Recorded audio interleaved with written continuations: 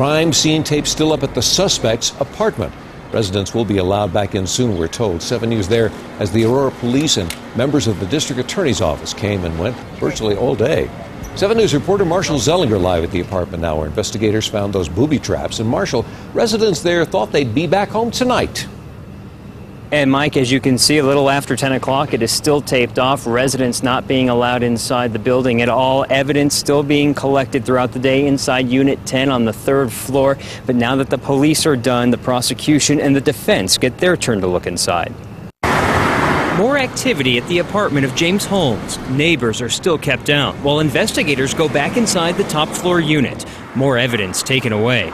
Before Monday's court appearance, Holmes' defense team will see his apartment and go inside Theater 9. Everybody hears about this crime. The first thing that pops into their mind is, this guy's crazy. Attorney David Lane has tried 25 death penalty cases. We wanted to know how you defend someone when no one is suggesting you've caught the wrong guy. Well, I think the public defenders are taking a position that anything they can do to prevent him from being executed is a step in the right direction. It's likely Holmes will have to be deemed competent to stand trial, then face a mental evaluation. Can you prove crazy if there's months of planning?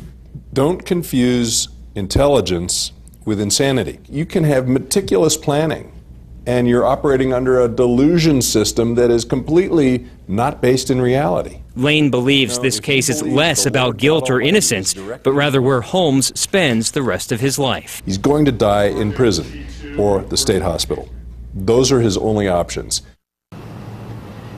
There's still a bit of a mess out here in the parking lot to clean up before the apartments can reopen. You can still see the screens and the glass from when the firefighters were putting that pole into the windows to take a look inside and pulling out that glass. When this does reopen, that Unit 10 will still be blocked off. Residents then will be allowed back into their own units. Reporting live in Aurora, Marshall Zelinger, 7 News. Thanks, Marshall. And sources telling Call 7 investigator John Ferrugia that nothing removed from that apartment of James Holmes indicates that anyone else knew of his plot or helped him with it.